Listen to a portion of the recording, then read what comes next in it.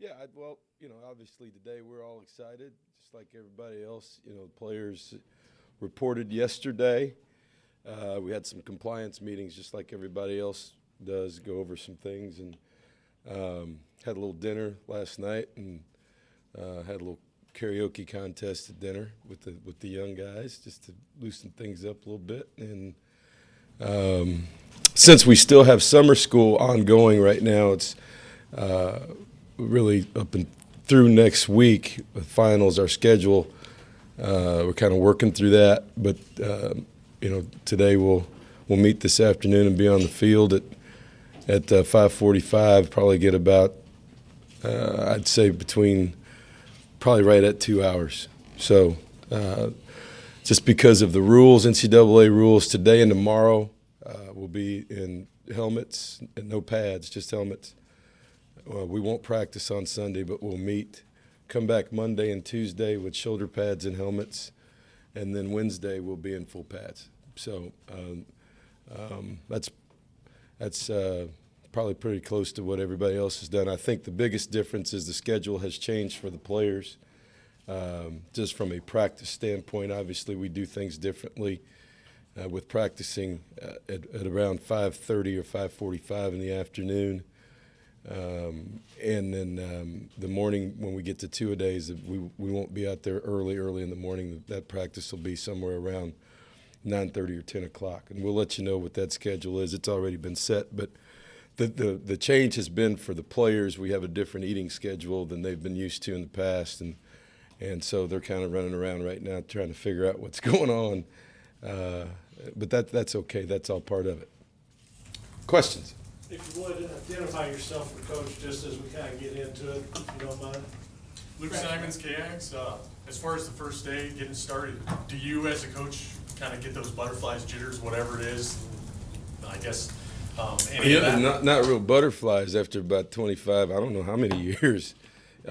Just excitement, particularly in a new job, in a new situation. All the other stuff I've been doing for the last 6 months. This is, and I think it's all our staff. We got new staff. You see guys yesterday starting to get a little edgy as coaches. We've only had 15 practices with these guys. So, the 29 opportunities that we have before the first game, we've got to maximize those opportunities to get ready to play a very difficult schedule. So, for us, there's an excitement part, but we've got to be smart in what we do. And as we told the players yesterday, we're here to develop you and to prepare you for a season. There's going to be some changes in eating routines, practice times, being outside. And like I told them yesterday, last time I checked, we're not playing indoors. So, we need to prepare for that. And I think they understand that.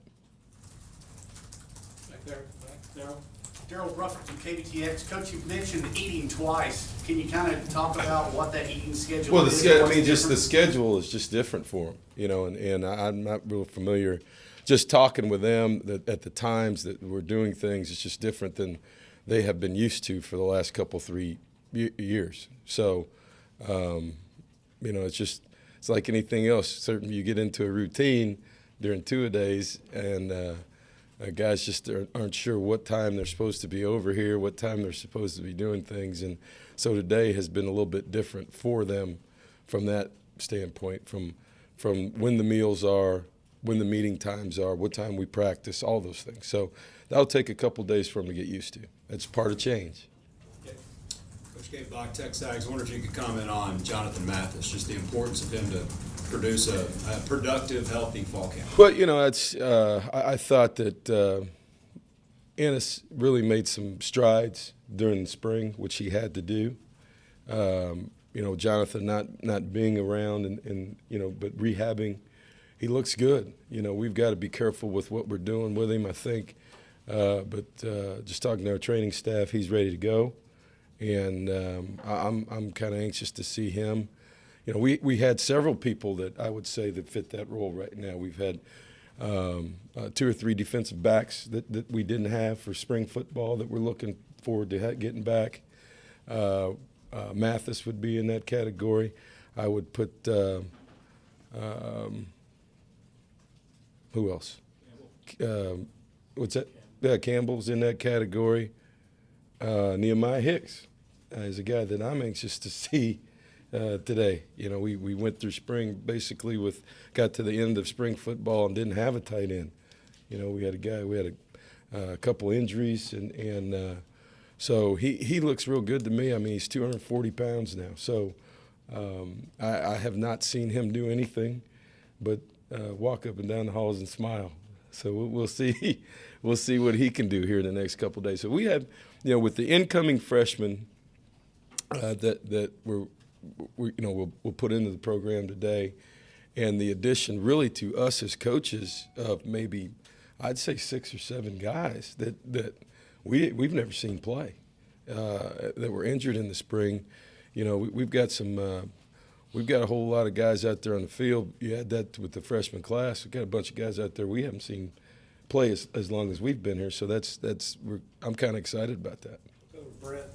Brent Swan, San Antonio Express, Eastern Chronicle. You mentioned in Birmingham, or after Birmingham and some of the off-season stops, that you keep getting questions about your defense. Do you see those guys as using that as kind of a motivating factor? You know, people have made a big deal, I guess, out of what I said about coming out of Birmingham. You know what? That's fine. It's motivating stuff. You know, as a coach, you're going to try to use whatever you can, and you know, I don't know that anytime you're playing defense at Texas A&M, you have a standard, and so you know, I don't feel like from where I sit, I think that you have to have some sort of motivating factor based on the tradition of excellence on defense in the past, and everybody since the 80s and 90s has tried to meet that standard. So that's maybe a bigger motivational standard than anything. I know it is for Coach Snyder, because he's talked about it before openly, and those are, you know, that's a huge goal, and there's been a lot of people that have tried to do it here recently, and I don't know that that's happened. So, you know, our players understand that, and moving into a league where, you know, defense is king, and there's some great defensive coaches, great defensive players. You know, all you got to do is turn the tape on, and that ought to be enough to motivate you to know that, you know, we have got to get better across the board, but particularly on defense. Coach, you guys had a lot of success at Oklahoma with Jermaine Gresham, and the state of Texas seems to keep, I guess it's because of the spread offense, is turning out these 6'4", 235-plus pound type guys. How does a guy like Nehemiah Hicks fit into the offense and the different ways you can use a blocking and receiving threat? You know, he's that's why I'm anxious to see him. You know, we'll see what he can do athletically, whether he's able to, if he's physically able to handle a 250, 60-pound DN in line. That's fine. If he can, just how fast he is, what kind of target he is inside or outside, you know, we'll see. But, you know, it's if we can find a guy like that, it makes our jobs a whole lot easier, because you never have to take a guy like that off the field. He can line up outside. He can get in a three-point stance, and the defense, it puts a lot more pressure on the defense. That's why those guys are hard to find, hard to recruit, and they get paid a lot of money at the next level. So there's not a whole lot of them walking around. I just, like I said, I'm anxious to see what he can do, and if he can help us, it'll be a real bonus for us. I'm Randy Harvey with Houston Chronicle. There's a lot of talk about you're in the SEC now, and that you're going to be seeing all these teams you haven't seen much of in the past. What are they going to be seeing from you that maybe they haven't seen in the It's past? the same deal. No, we haven't seen them. They haven't seen us. It's pretty simple. There's a learning curve for everybody. So, you know, we've approached it the same way since we've been here, as an SEC job, as an SEC program. And so for us, the transition is probably a little bit different than everybody else, because we weren't here last year. So, you know, I think it's there's going to be a learning curve for us, obviously, and just like everybody else. I said that a long time ago. There's only so much you can see on video, and when you get on the field and start to play in different venues you haven't been in. We've already been out, and Justin Moore's been out to do some travel advance stuff and hotels and try to time rides and different things like that. It's a completely different situation, and so it's no different for a football team or a football player than it is for fans or anybody in this room. You guys are going to be staying in hotels you've never been in and traffic that you've never been in, trying to get directions from people. You're just getting out of your comfort zone. It's different for everybody, which will be fun, I think. I think our guys are looking forward to it. Fans are, and going to some new places. My dad is. I know that. He's excited. So that's it's no different than anybody else. Fans are fans, and our players. I think people think that sometimes they're just playing the game. Shoot, they enjoy that too, going to new places and playing, and they understand what playing in the SEC is all about.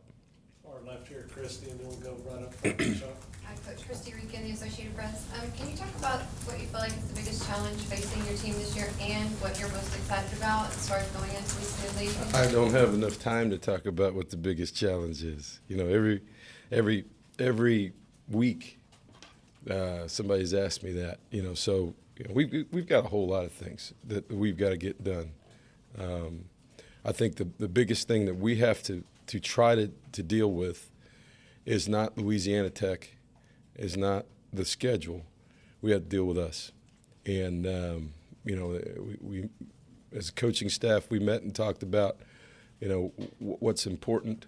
And before we start talking about opponents, we need to start talking about our own self-talk, what kind of things we have to do to get better. We're 100th in the country last year in penalties. We've got to shore that up. I think we were 105th or 6th in turnover margin.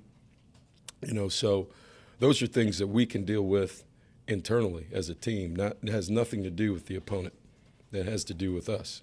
I won't say nothing to do, but those are things that we need to address before we get going, start talking about other people. And there will be a definite emphasis on that. And then, we've got to deal with our mental edge. Where are we right now as a team, as a program, based on coming out of last year and the expectation levels of not necessarily fans or anybody else, but this football team, and how to prepare, how to play, and how to close out football games.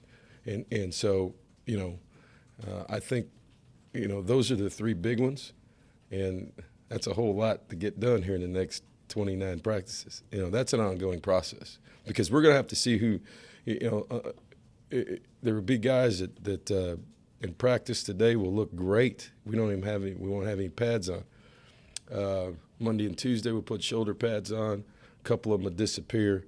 And then on Wednesday, there'll be guys that you'll never hear from again once we put full pads on. That's just how it works. And so the closer that we get to game time, I'm anxious to see how guys start to handle it. And from a, there's some pressure involved in this game. And we haven't seen that as a coaching staff. The only way you can see it is to go through it. And that's what training camp's all about. Christy, was the second part excitement? Yes. What What are you excited about? Well, we're excited about playing. I'm excited about not doing a whole bunch of this anymore. And not wearing, I got shorts on today and not a suit and tie all over the place talking. So I'm more excited about that, the coaching football, than anything right now. You had Chuck Carlson, Dallas Morning News. You had a chance to see Christian Michael for a little bit in the spring. What are your expectations for him coming off his second severe, leg injury in 2 years? And how do you look at the running back situation overall? Well, it's we'll see where we are. Christian, we pulled him out. He was probably ready to go in the spring. He's 222 pounds. He looks great. He's worked really, really hard. You know, obviously you just watched the Arkansas game. You know what he can do. He doesn't have to prove to me what kind of tough guy he is. I've seen him play saw him play in high school, saw him play here, and you know he's a physical, tough guy, and you know he just hasn't been able to make a season in the last couple of years. So, you know, we'll see where Brandon Williams is. We haven't, you know, that has not been. You know, we're still waiting to hear what his status is. I think Ben Molina had a great spring, a good spring, close to great. I think he made some strides. He's got to be more consistent, but I was encouraged by him. And then we'll see where Trey Williams comes in today. You know, he's a guy that I was a little bit surprised. He was 185 pounds this morning. For a little guy, he's put together, and you know, we'll see where we are with that. But to me, based on those guys, that you know, the key will be the rotation and trying to keep guys fresh. We're used to doing that. We did it at Houston with 3 running backs that were pretty productive. We did it at Oklahoma. Just kept, you know, because bad things happen to running backs when they get tired. Injuries and turnovers. And so I think Christian understands that. He's looking forward to helping the young guys in here. And then, you know, I think as you grow up at playing the position, sometimes you want it to always just be you. You get hurt and you start figuring out this is a pretty physical game, particularly in the league we're in. I think I see him being a big-time leader for us with that room and helping the young guys to try to get them on the field too. Suzanne, you have Suzanne Halliburton, the Austin American Statesman. Kevin, on your quarterbacks, is it a done deal that you already have a starter, or can you talk about what you want to see out of those guys? What do you mean, is it a done deal? Well, You guys are the ones who said we had a starter. I've never said that. okay, then can you talk about I that? said that we have our competition is wide open, and we will name a starter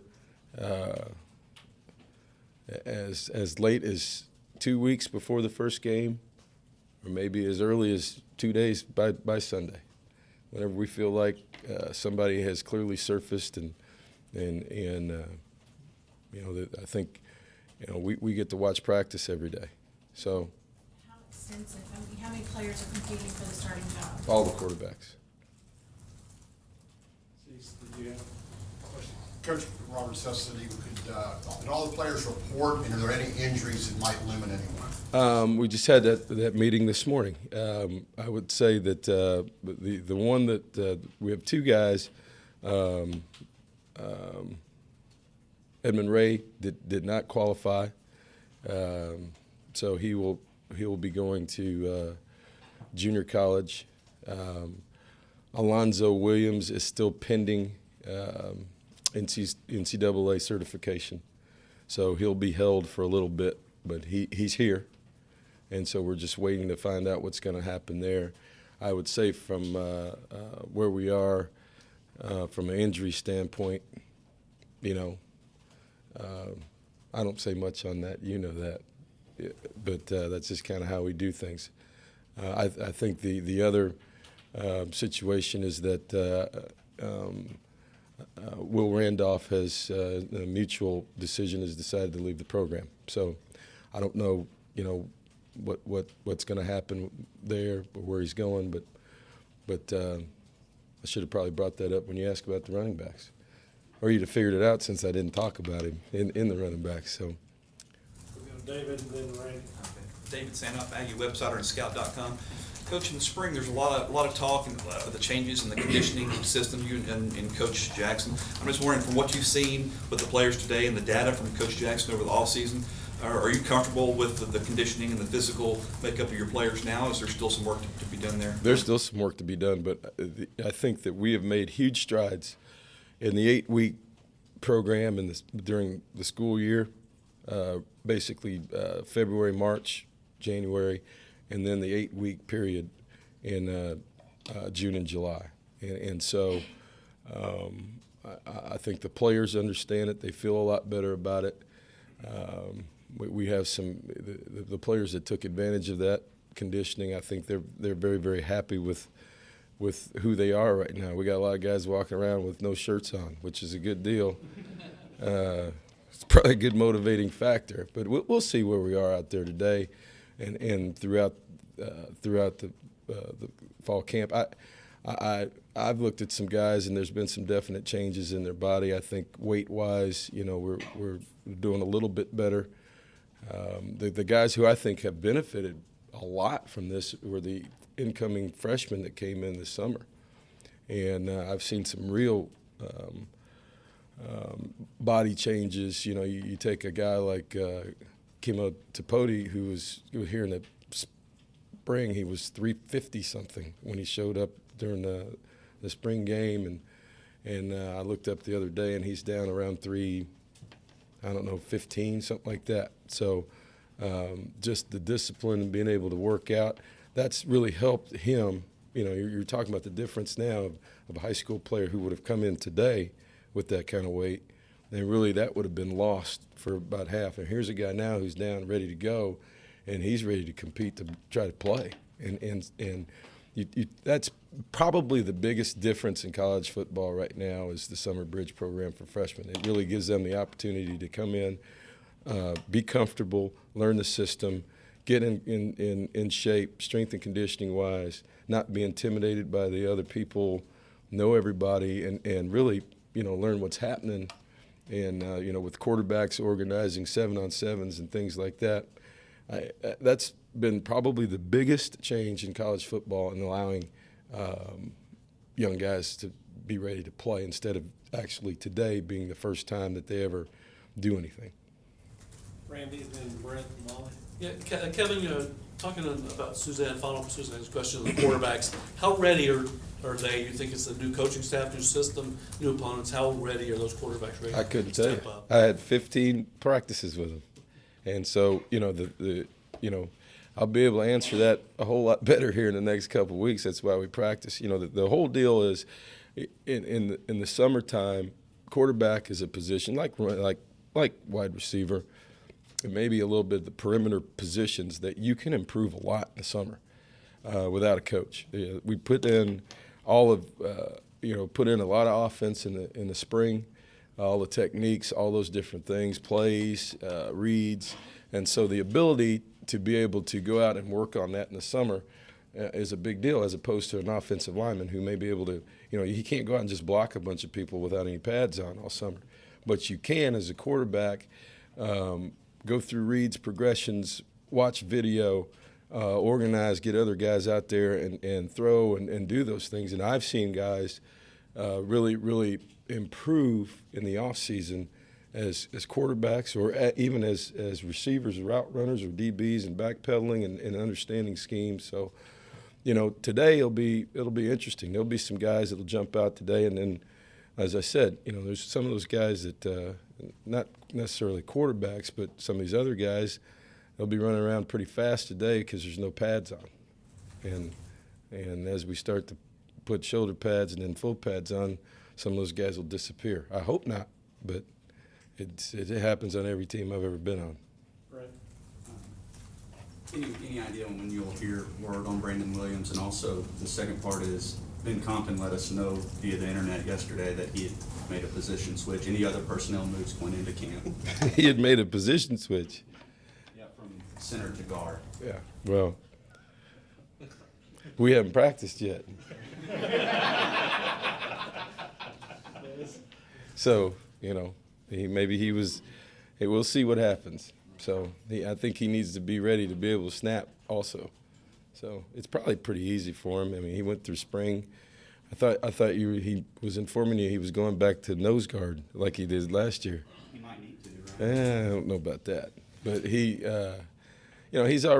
gone through spring and snapped. I think, the concern was with the little Matthews coming in, how big he was going to be, or I think he's 275 or something right now, and so we'll see what happens. We'll give him a chance to get in there and see what he can do and to balance up the line. And Ben went through spring in snapping, so we'll see. He'll still snap. So for us, we've got to find a backup center though, obviously. In terms of Brandon Williams, any idea when you'll hear word on that? That's up to the NCAA. Could be today, could be, but obviously it'll probably be pretty soon. And Molly, and then the last one will be right here in the middle. Molly Ferguson, 12 Man TV. Since you're closer to game time, do you have a different mentality going into fall camp than you did at spring practice? Sure, I would say that. There's a lot of things going on in the spring that are a lot different. But as a new staff with players and there's a lot. It's probably a little bit similar to spring because we're still figuring out who's playing. And we talked last night as a team that there's nothing given, everything's earned, and competition is a coach's best friend. And so guys are going to compete for their positions, and that's going to go on throughout camp. There's going to go on throughout the season, and you're only as good as your last performance. And so, there's some guys I don't think believe that right now, and that will be reflected in the depth chart, just based on my conversations with a couple guys. So, just because you've played here in the past doesn't mean that you're going to play right now. And we've got some players who've come into this program that are pretty talented. And so we're going to give them every opportunity to compete, to get on the field. Right here in the middle, and we'll wrap it up, and then we got Ryan Swope on deck. Tiffany Schneider, ESPNU Campus Connection. With the first game being at Louisiana Tech, how are you keeping them focused on that one? Only 1 week away is Florida. Keeping them away from you. How about that? All right, Coach. We appreciate it. All right. Thanks. Appreciate it.